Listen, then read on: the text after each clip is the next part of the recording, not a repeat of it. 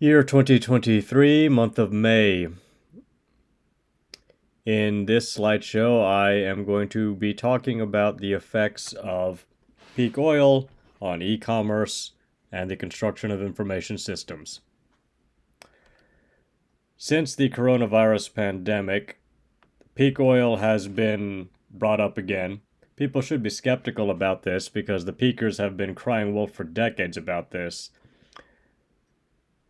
But currently,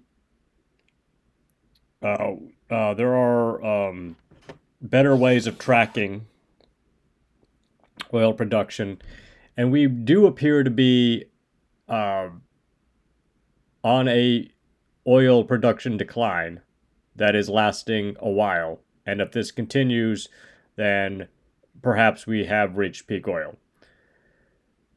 And that means not the end of oil, but the end of cheap oil. Because half the oil that has ever geophysically existed is still there. The energy costs of reaching that energy are now going to be greater, and so every physical manufactured object is going to get more expensive, no matter where in the world it's made.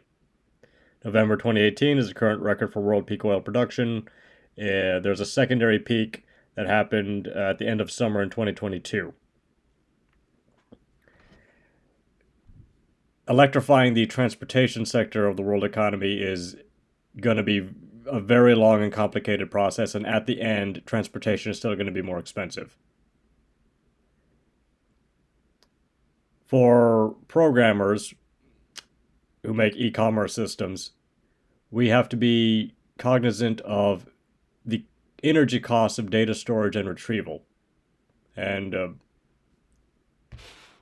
how we can make systems more resilient in a world where everything is going to get more expensive.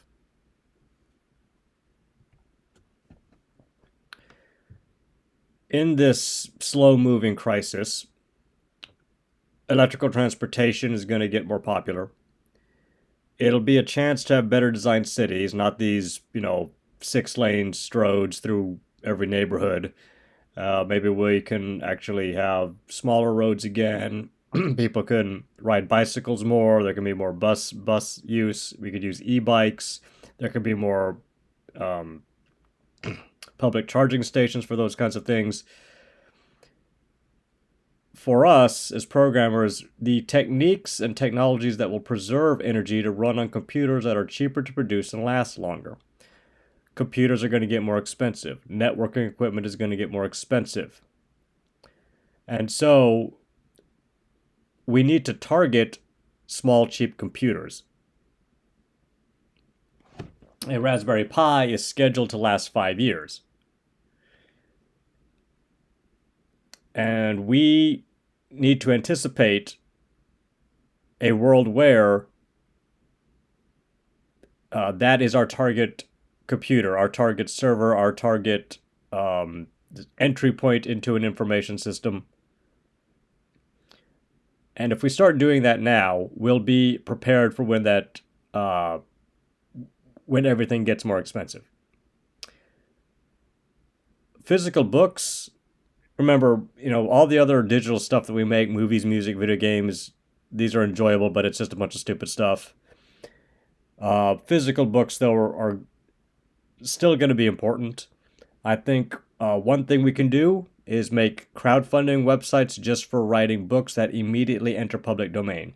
So a talented writer can make a 6-figure salary over a year to write this important book that we need written, like analyzing this war that just happened, or could something instructional like how to build a home survival garden, because food is gonna get more expensive and we're gonna have to have more people growing their own food.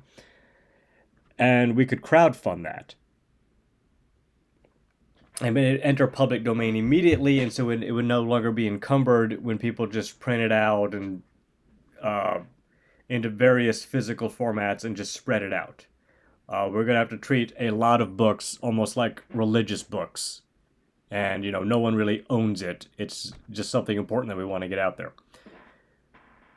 There's going to be people selling more bicycles and e-bikes, and those are going to be middle class professions when you own those shops that can do all that. So we're going to need to make information systems for bicycle parts, maybe training systems for mechanics, all that stuff. And we're going to need travel and mapping information systems that can direct me from my house, where to walk to a bus, whether I can take my bicycle on that bus or I have to wait for another one, what train I can take to bring my bicycle, if there is a ride sharing system I should partake of, how much that'll cost. All these little trip planning apps are going to be needed in a world where everything is more expensive and less people have cars. Since food is going to be more expensive, people are going to start growing their own food in their yards again, and we need to set up information systems for local community farm sales and delivery of that food. So, say I want a cucumber, and I know my neighbor 2 blocks down grows cucumbers.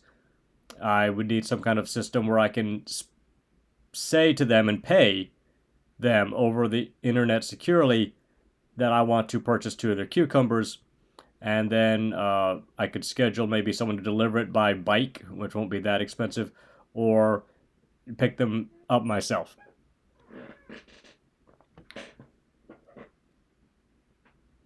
We are going to need to be cognizant about how, you know, there is no such thing as a cloud. It's just somebody else's computer. And so apps that you make and where they run, what servers they're on, what building they're in, all of that has to be factored into really the cost of your app, the sustainability of any information system that we make.